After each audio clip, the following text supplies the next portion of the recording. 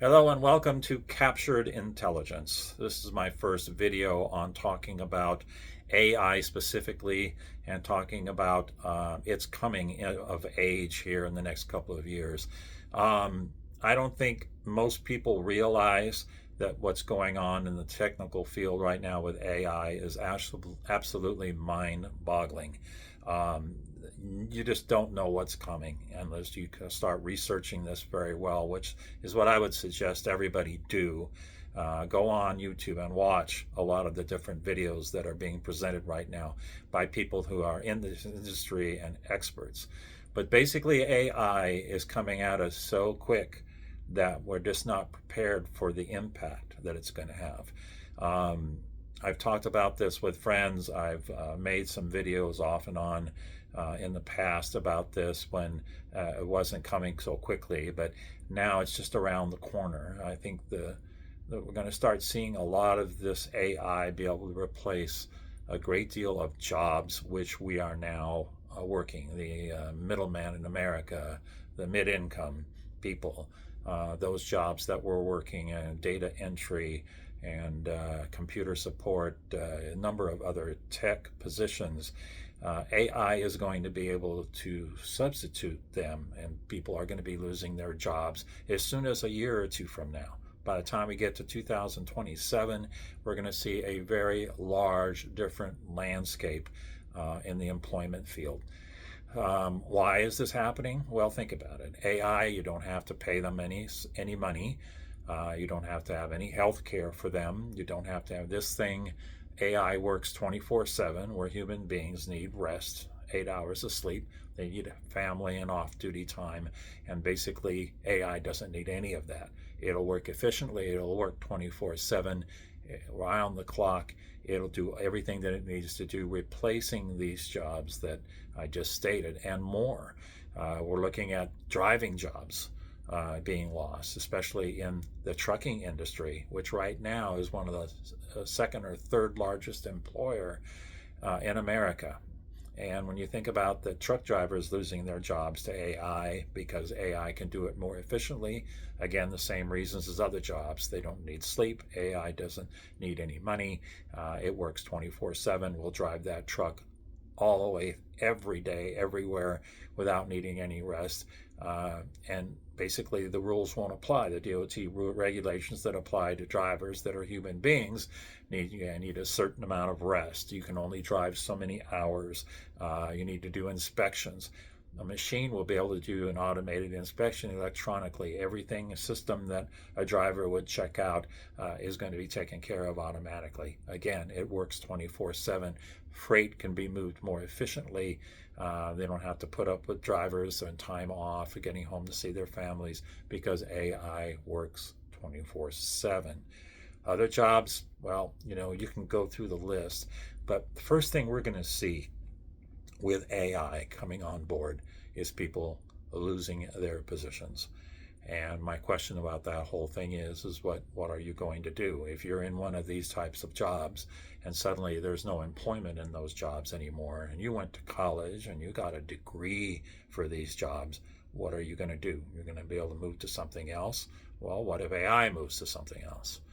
So you can see where this is going, and it should be a major concern for people that are in the industry working right now, because this is a goal that these big organizations like Meta, Microsoft, um, all these other type of companies, Amazon, that are part of the delivery and industry and drivers, they're all working full time on AI intelligence. They are building data centers, which I'll get into more seriously when I get into another video. But these data centers require a great deal of power and a great deal of water to be able to keep the microchips cool. They put out a great deal of heat. Again, I'll talk about that when I go into a future video. But these data centers are being built at a tremendous rate.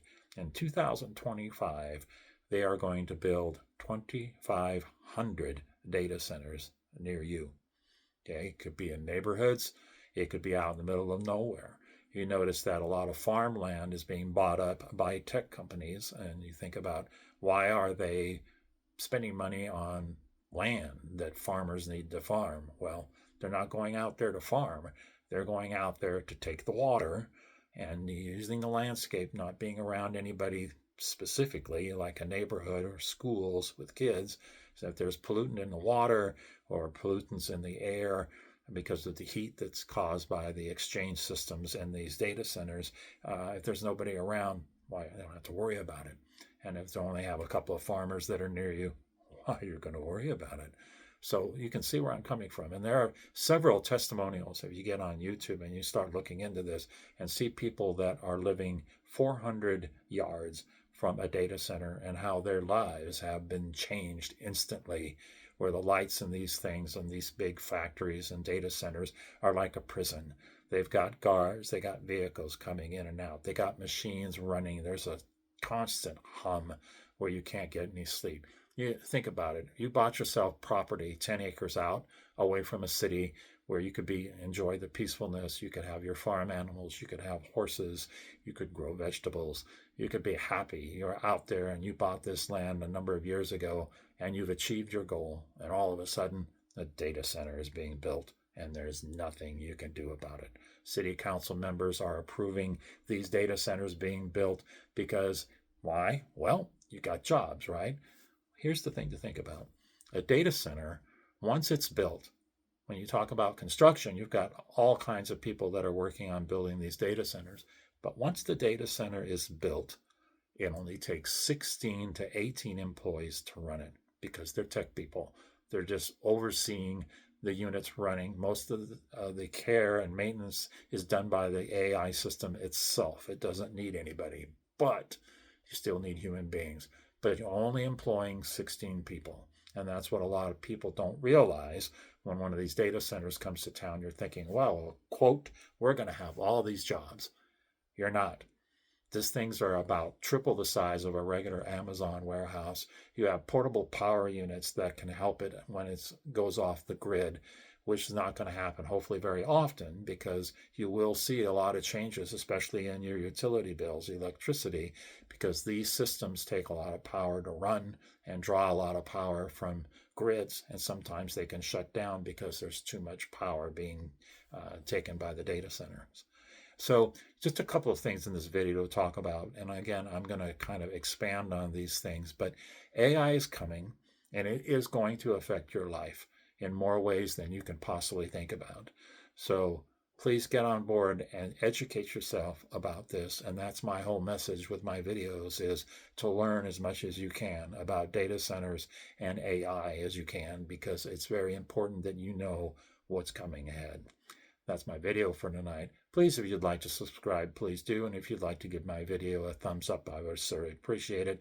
I will talk to you on another video. You guys have a great night. Thank you for watching. Bye-bye.